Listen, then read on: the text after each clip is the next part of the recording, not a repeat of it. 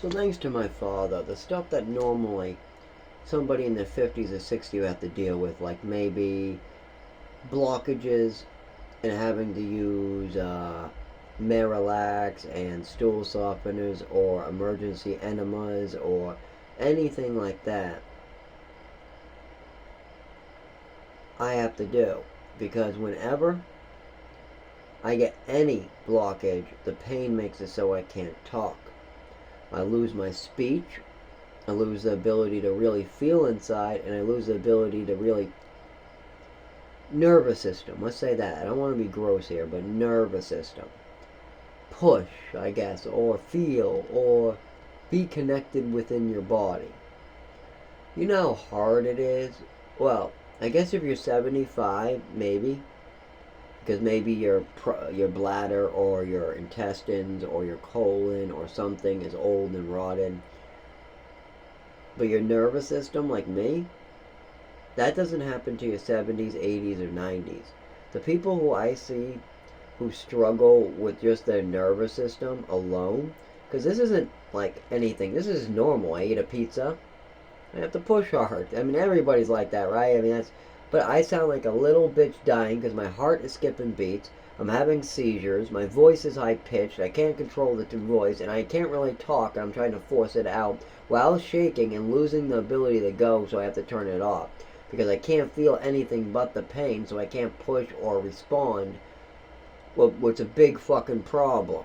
And if I go to the hospital because my nervous system will get worse, and because they're not going to help, there'll be flashing lights and noises. That's a big problem. That happened to me really bad a couple of weeks ago, and I wasn't sure if my heart was going to be able to make that one.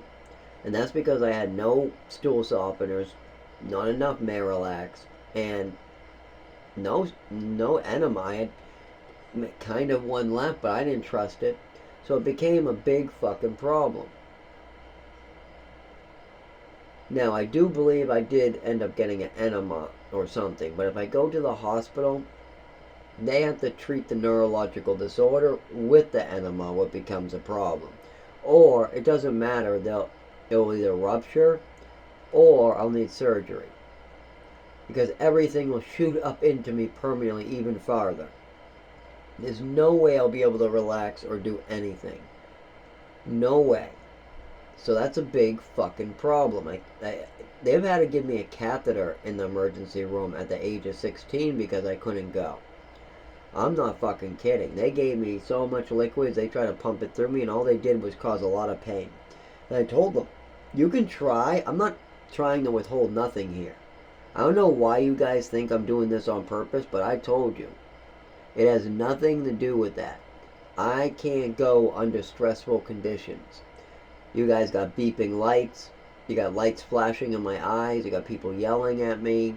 It's stressful. I have PTSD from hospitals. You put all that together with a nervous system issue in the back, and it's probably going to be difficult for me to relax and get control enough to try to feel and put and force these things out. It's not easy to do things like that sometimes. And when your voice gets high pitched, I don't know if that's any good, but that sounds bad. So I sound awful, awful, thanks to this neurological disorder. Now, is it something I did why I have this neurological disorder? Is there a reason why I don't have a doctor or medication or why nothing's been done about it? No. No, I spoke up about it during childhood quite a bit. Well, then what is it? Well, let me see. When's the first time I spoke about it? I was at the doctor's office. I told the doctor I woke up without feeling. I told him I couldn't feel, talk, move. Oh, yeah, that's right. My mother goes, it's an allergy from the medications I administered. When the doctor asked the medication listing, she said she didn't know. And she said, it's not important. And then continued to dodge the question. And then when teachers got concerned and put me in physical therapy, she took me out of the school, she took me out of the doctors, and moved me to Texas. And when those doctors heard about it from me, she moved me to New Mexico where there was no doctors. Wow, what was I supposed to do? Climb down the mountain like a monkey? Break into a doctor's office? with a stick, a sharpened stick, and tell him, I demand you help me?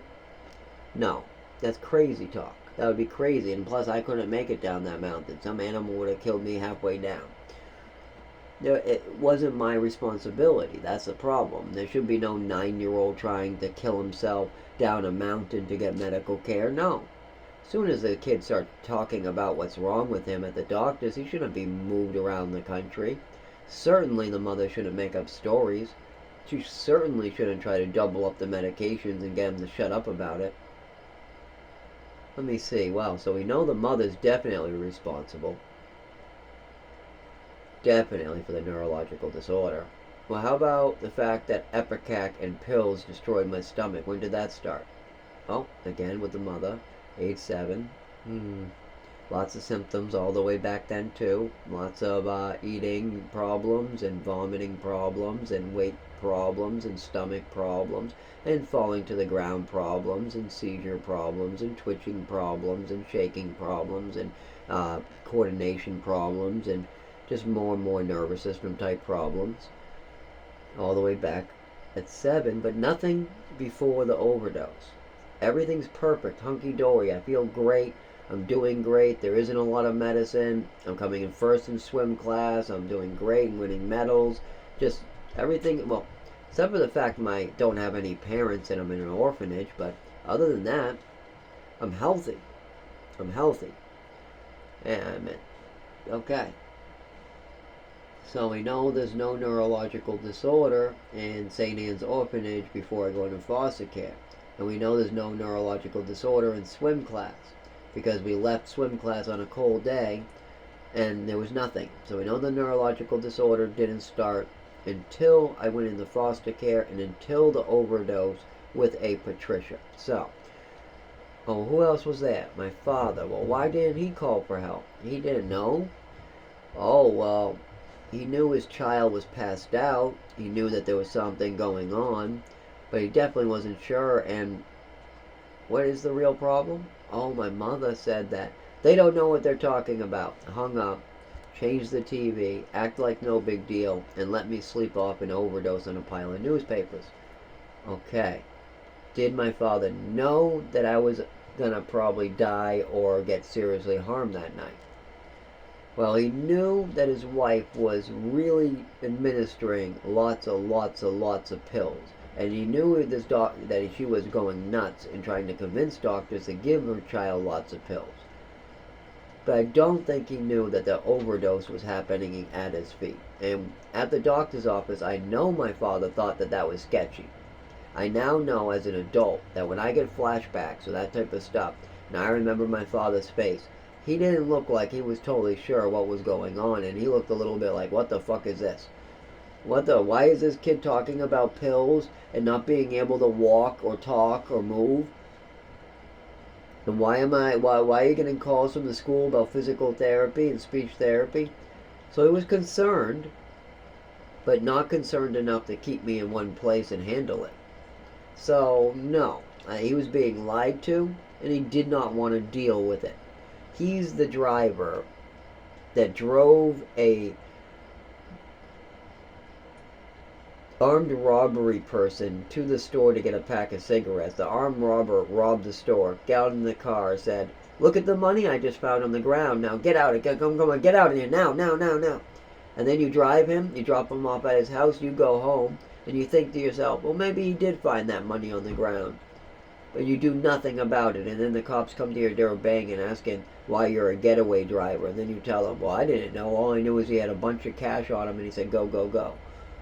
It's not acceptable. You have a big problem, especially if there's something that he's bleeding on the under the counter, dying. Now, my mother would be the robber, my father would be the getaway driver, and I would be the guy bleeding behind the counter, if you need an analogy. Yeah, so, yeah, he was being lied to, but he was kind of like a willing person who wanted to believe the lies or look the other way when possible because he didn't want to deal with it. He also knew quite a bit of the stuff that would be problematic if it wasn't handled properly, and he knew that things weren't being handled properly. Like my father did know that there was lots of pills involved, He knew that pills could be dangerous. He knew that his wife was drinking and could be a little bit off of the rocker. And he knew that family members were coming very concerned to him about his wife. But yet, he looked the other way.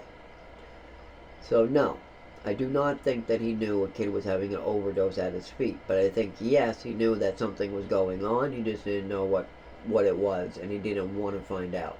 My father knew something was very, very wrong, but he didn't know what. He didn't want to know what. He didn't want to know. He didn't know, so he just let things continue. And now, when I get a blockage or something that normally older people get, I get a high-pitched voice. I have to go to the emergency room and things get worse. So then I have to do things at home, what I don't want to do. I don't like having to deal with this stuff on my own, but that's what I do. And if I think I'm about to have a heart attack and drop, I try to do a video just so people hear my last words, and that shouldn't be a problem at my age either.